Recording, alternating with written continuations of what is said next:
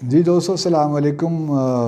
آج میں ایک اور کتاب سے آپ کا تعارف کروانا چاہتا ہوں، اور یہ کتاب ہے a world in disarray by Richard Haass. World in disarray, American foreign policy and the crisis of the old order. یہ رچرڈ ہاس جو ہیں یہ بنیادی طور پہ ایک سفارتکار رہے ہیں، اور آج کل یہ ایک تھنک ٹینک ہے نیو یارک میں، کونسل آن فارن ریلیشنز، اس کو یہ ہیڈ کرتے ہیں۔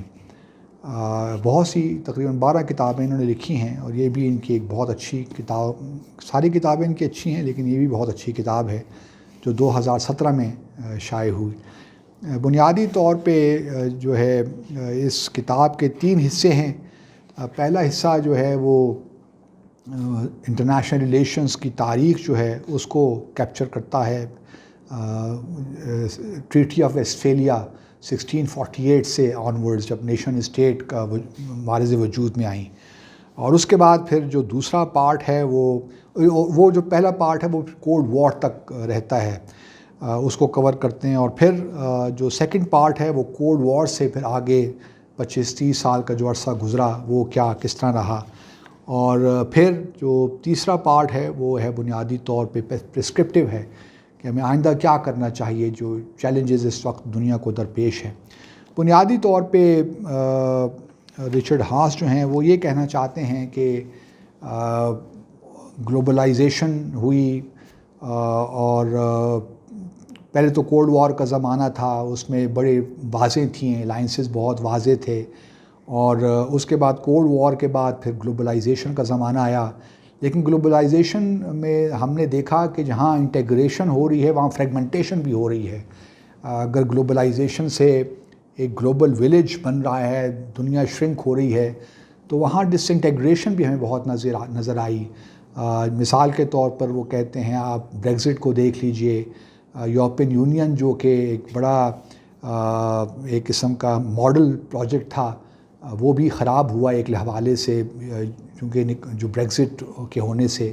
اس کے بعد جو ہے اگر آپ ویسٹ ایشیا میں دیکھیں، مڈل ایسٹ میں، تو بہت سے ممالک اس عرب اسپرنگ کے بعد بکھر گئے، یا ان دا سینس کہ ان اسٹیبل ہو گئے۔ عراق دیکھ لیجئے، سیریا، لیبیا، اور پھر ایران اور جو ہے ویسٹ ایشیا کی پالیٹکس، اس میں بھی بہت، لیبنان کے حالات دیکھ لیجئے، تو بہت سے مشکلات پیدا ہو رہی ہیں۔ گو کہ ہونا تو یہی چاہیے تھا کہ گلوبلائزیشن کی وجہ سے اور ایک بائی پولر ورلڈ کے جانے کے بعد دنیا کسی نتیجے پہ پہنچتی اور چیزوں کو ٹھیک کرتی، وہ نہیں ہو پایا۔ اور خاص طور پہ ویسٹ ایشیا میں، پھر اس کے بعد ایشیا پیسیفک کا بھی ذکر کرتے ہیں، وہاں پہ چائنا کی کیا پالیٹکس ہے، south China Sea, asset China Sea, اور پھر جو ٹیریٹوریل ڈسپیوٹس ہیں خاص طور پہ تائیوان وغیرہ کے حوالے سے، پھر رشیا کا کیا رول ہوگا آگے آنے والے، کس طرح وہ اپنے آپ کو سیریا میں خاص طور پہ رشیا کا جو رول رہا ہے، لیبیا کے حوالے سے بھی۔ پھر یہاں ساؤتھ ایشیا کا بھی ذکر کرتے ہیں بٹ بڑا مختصراً، اور پاکستان کا ذکر کوئی اتنے اچھے الفاظ میں نہیں ہے، وہ اس طرح ہی ہے کہ پاکستان سول ملٹری تعلقات پرابلم ہے، پھر ٹیررزم جو ہے وہ پاکستان کے کانٹیکس میں، کشمیر کا ذکر کرتے ہیں لیکن کشمیر کو اس طرح پیش نہیں کرتے کہ کشمیر ہی پاکستان اور بھارت کے درمیان ایک میجر ڈسپیوٹ ہے، اس طرح اس کا ذکر نہیں ہوتا۔ پھر اس کے بعد جو ہے افغانستان کا بھی ذکر ہوتا ہے کہ کس طرح افغانستان اور پھر داعش اور القاعدہ نے کس طرح اسپیس وہاں پہ لی، اور پھر پوری دنیا میں اس وقت جو ایک ٹیررزم کا جو معاملہ ہے اس کو کس طرح ڈیل کریں۔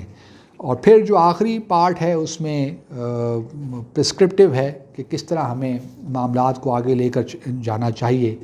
ان کے خیال میں کہ چونکہ اب کولڈ وار کا زمانہ نہیں رہا، اور آہستہ آہستہ چائنا بھی رائز کر رہا ہے، تو یو ایس کو تھوڑا بہت ایکوموڈیٹ کرنا پڑے گا، تاکہ جو ہے یہ نہ ہو کہ یو ایس اس ٹریپ میں پھنس جائے کہ بھئی وہ ایک ڈکلائننگ پاور ہے اور ایک رائزنگ پاور ہے، تو ایک کلیش ہونا لازمی ہے۔ تو ان کے خیال میں یو ایس کا جو ہے اس کو زیادہ ریچ آؤٹ کرنا پڑے گا چائنا کی طرف، رشیا کی طرف، تاکہ جو مسائل ہیں ان کو وہ ایک پیج پہ آ کے حل کریں. اور ساتھ ساتھ ان کا کہنا یہ بھی ہے کہ، اور میں اس بات سے اتفاق کرتا ہوں، کہ اگر چائنا کو رشیا یو ایس صحیح معنوں میں ہینڈل کرے تو کوئی وجہ نہیں ہے کہ China would play the ball, in the sense کہ چائنا کے لیے کوئی ایسا نہیں ہے ارجنسی کہ وہ جو انٹرنیشنل ایک ورلڈ آرڈر بنا تھا اس کو بالکل ہی وہ تسلیم نہ کرے. بہرحال اگر ہم نے ورلڈ آرڈر 2 کی طرف جانا ہے ان کے بقول، تو پھر یو ایس کو تھوڑا بہت فلیکسیبلٹی دکھانی ہوگی، اور خاص طور میں جو ویسٹ ایشیا میں، ایسٹ اور ساؤتھ ایشیا میں، تو جو ممالک ہیں ان کو پش کرنا پڑے گا تاکہ سیٹلمنٹ کی طرف جائیں. اور اس وقت اور پھر لبرل جو ویلیوز ہیں ان کا اگر ہم نے رچرڈ ہاس کے بقول اگر ہم نے ان کو ڈیفینڈ کرنا ہے تو ضروری ہے کہ تھوڑا بہت فلیکسیبلٹی، ایکوموڈیشن دکھائیں، نہ کہ کنفرنٹیشن، کیونکہ اگر کنفرنٹیشن کی تو پھر معاملات تو گڑبڑ ہو سکتے ہیں. گو کہ Richard Haass comes up with some practical suggestions جو میں نے ذکر کیا، لیکن لگتا نہیں ہے، کیونکہ ان کے خیال میں جو پاپولزم ہے، جس طرح پریزیڈنٹ ٹرمپ امریکہ میں تھے، اندرونی طور پہ بھی، اور ایکسٹریمزم، اتھارٹیرینزم بھی بڑھ رہا ہے. ایون لبرل ڈیموکریسیز میں بھی اگر آپ دیکھیے تو ان کے بقول جو پاپولسٹ لیڈر ہیں وہ گین کر رہے ہیں، اور وہاں بھی جو لبرل ویلیوز ہیں ان کو خطرہ لاحق ہے. تو یہ بات بڑی حد تک ٹھیک ہے، کیونکہ ہم نے دیکھا ہے کہ صرف امریکہ میں نہیں، پریزیڈنٹ ٹرمپ کے الیکشن کے بعد اور بہت سی جگہوں پہ، مثال کے طور پر آپ بھارت کو لے لیجئے، وہاں بھی ایک پاپولسٹ اتھارٹیرین قسم کا لیڈر الیکٹ ہو گیا ہے.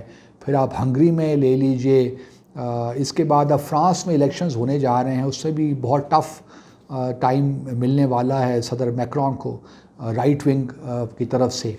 تو اوور آل جو ویسٹرن ڈیموکریسیز ہیں ان میں بھی اس وقت اگر آپ دیکھیے، کیونکہ جو گلوبلائزیشن سے بہت سے ایشوز ہوئے ہیں، اکنامک میلٹ ڈاؤن بھی ہوا ہے، ان ایمپلائمنٹ بھی بڑھی ہے، تو اکنامک پریشرز بہت بڑے ہیں ویسٹرن کنٹریز میں، کیونکہ چائنا رائز کر رہا ہے اکنامکلی.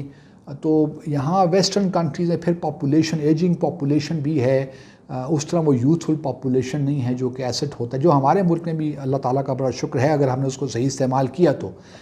تو ویسٹرن اکانومیز چونکہ وہاں پہ مسائل ہو گئے، تو ایک امیگریشن کے خلاف بھی ایک ایٹیچیوڈ ڈیولپ ہوا. پھر مسلمانوں کے خلاف تو ویسے ہی جو رائٹ ونگ کے لوگ تھے انہوں نے مسلمانوں کے خلاف جذبات کو بھڑکایا.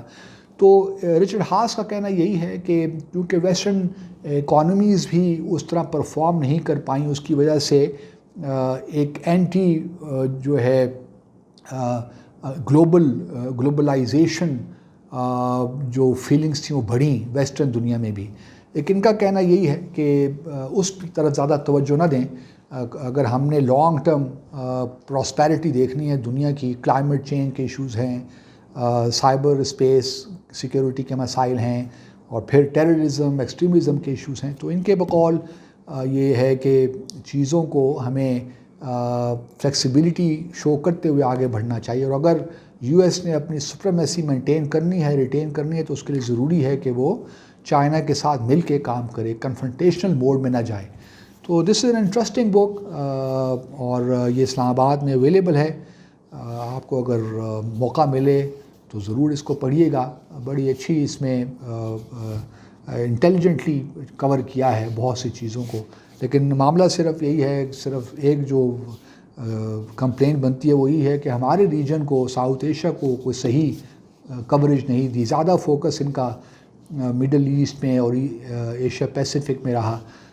لیکن اور پھر جس طرح میں نے پہلے کہا کہ پاکستان بھارت کے تعلقات ہیں، اور پھر جو ہمارے ہاں ایشوز ہیں اور جو ڈیسٹیبلائز کر سکتے ہیں سارے ریجن کو، اس پہ کوئی خاص توجہ نہیں دی، زیادہ ڈیٹیل میں بات نہیں ہوئی.